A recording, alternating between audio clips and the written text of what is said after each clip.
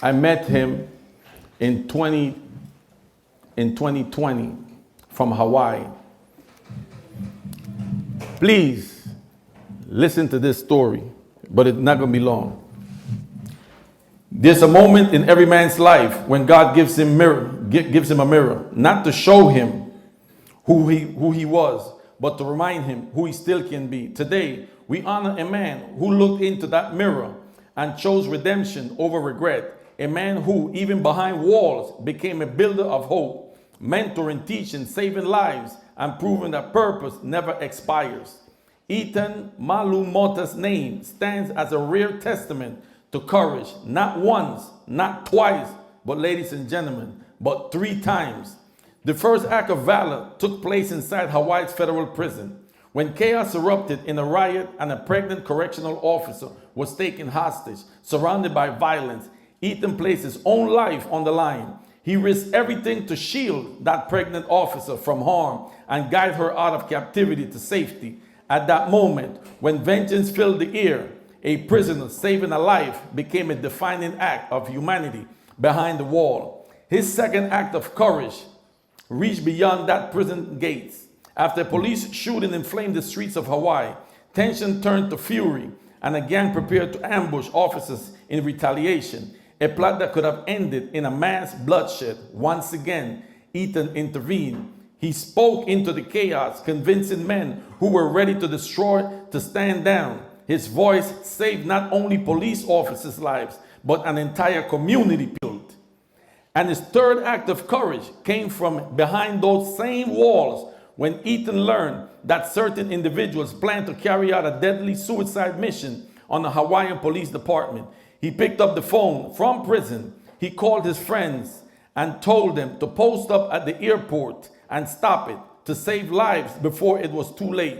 And because of his call, those officers lived. That intervention has been officially documented by the Hawaiian Police Department as one of the most selfless acts ever carried out from inside a federal penitentiary. But Ethan's story didn't begin in a cell. It began on the stage, long before the world knew him for his courage. Hawaii knew him as one of its most visionary concert promoters of the early 1990s. Ethan Malu Motta was the man bringing the biggest names in reggae and dancehall to the islands. Shabba Ranks, Maxi Priest, Shaggy, and Raven. Shows where the crowds went wild, packed from wall to wall, the rhythm of unity moving through Hawaii. That's why it's prison reform meets arts and entertainment. So to everyone here, especially to my brothers, Raven and Shaggy, remember those nights in Hawaii when the stage shook and the people roared. This was the man behind it. This was the spirit who gave those memories life. And now look who we are honoring tonight. The same man whose love for music once united thousands and whose acts of valor later saved lives and restored faith in humanity. For years behind those walls, Ethan turned cells into classrooms, transforming survival into education, discipline, and hope. He mentored men who might have walked deeper into violence. Instead, they walked into his circle of guidance. He taught them that courage isn't a single act. It's a lifetime of standing in the gap for others, for an officer, a community, or a generation in need of direction. When I read his words, they stopped me cold. He said, "My biggest regret wasn't missing freedom. It was missing the chance to take my girls, Kiki and Marsh, to their hula classes and school functions." They're right there, straight from Hawaii. And not, thank you, ladies, a round of applause. And not being there for my son, Aston, the most talented, the fastest, the smartest. Had I been there, he could have been the most incredible athlete ever. He said Aston was gifted beyond his years, the kind of young man every father dreams of having. And then he said something that hit me even deeper. He said, my son could have been the next Tiger Woods, the next Kobe Bryant, and the next Usain Bolt. That's how gifted he was. And had I been there with him, with Aston, teaching him everything I know, he would have been something special. That's not just a father's reflection. That's heartbreak turned into hope. That's a man whose greatest pain became his motivation to save lives, to mentor others, and to prove that redemption is more powerful than regret. That's a father talking. That's a man who sees beyond the sentence, who carries his legacy through his children. Today, that legacy stands free on this stage, through his family, through his faith, and through every person he has inspired from behind those walls to out here in the free world. Ladies and gentlemen, please rise when we honor Ethan Malu Motta, a father, a leader, a visionary, and a living testament that God's plan never runs out of chapters. And now please help me welcome his beautiful children, Kiki, Marsh, and Aston, who have traveled all the way from Hawaii.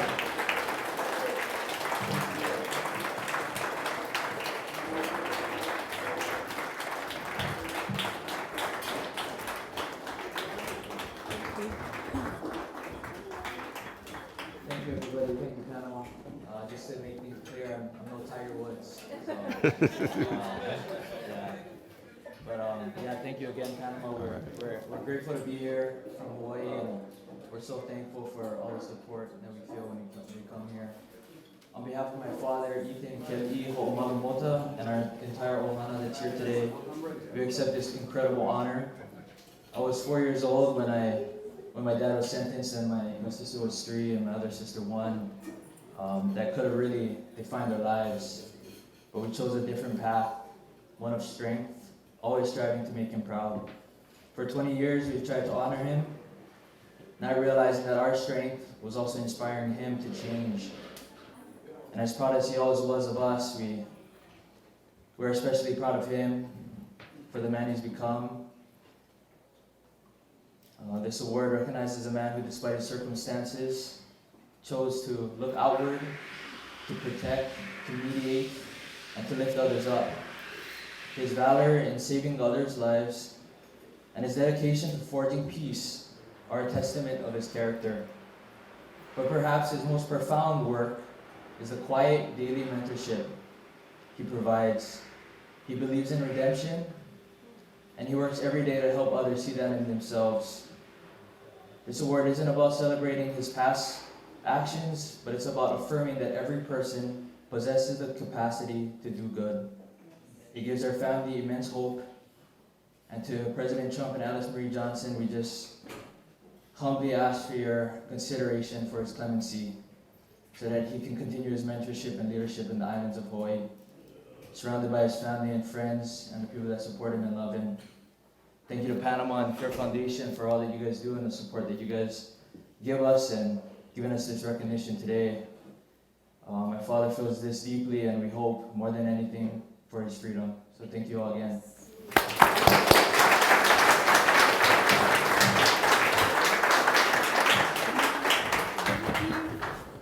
Thank you for coming. Thank you.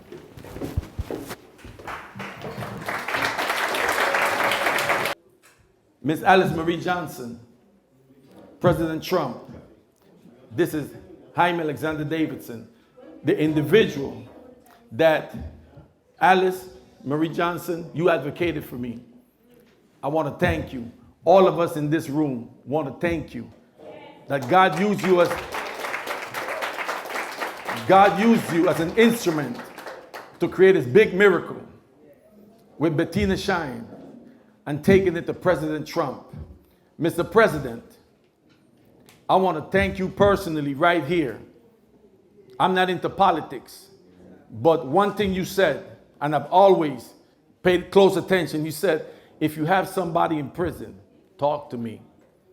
If you have somebody in prison, talk to me. Mr. President, when you didn't know that the person that you only knew he was the founder of the reggaeton movement, but I didn't think you don't think you know that with all these artists, we founded a movement that injected billions of dollars into the US economy and global economy. Yes, right here in East Flatbush and Flatbush, Brooklyn, New York. All these artists that perform today. And I ask of you, there's 4 petitions of clemency before you. I need for you to please look them over carefully and know Jaime Davidson is asking you, how you said, talk to me. Because Ethan Malu Motta risked his life, Mr. President, and clemency petition is used for that, for individuals that risk their lives to save others. He did it not once, not twice, but 3 times. He saved a female correctional officer, pregnant. He put his life on the line, and nothing was said about that. There was going to be an ambush on a police station, Mr. President. Ethan Malu Motta went out its way and stopped it. It's recorded by the Hawaiian police. Again, he was sought after this time by the same police departments now. Please, can you stop this? There's going to be a suicide. We don't know how, where it's coming. He got on the phone. He got his own people to stand by the airport the day these individuals was coming to do a suicide, Mr. President, and he stopped it. This is documented history in Hawaii. Hawaii needs Mr. Ethan Malu Motta. You have Gary Anthony Stewart, Culture Papi. He raised over $20,000 for veterans. Cooks, he does everything. They call him Positive Papi. Ivan Yeramota, Miguel Figueroa. Please, Mr. President, on behalf of Jaime Davidson, the one that God used you as an instrument to do that big miracle. I'm coming from the bottom of the heart to ask you if you could please consider and grant their clemency petitions when it's put before your hands by Alice Marie Johnson. Thank you, Mr. President. And thank everybody that's here, because we can say, I thank you for your patience, because a lot of times people don't want to hear about prison, but you have got to realize you got family members, friends, associates, different people inside there. And these individuals would love for somebody to do that for them. You see, and I thank everybody in attendance, because you didn't have to come. It was raining, it was all of this. But you came and you supported us. This right here, all the artists, producers, promoters that was right here and still right here, we thank you very much from the bottom of my heart, Mr. President, and everybody right here for coming out. And I want everybody to say, aye!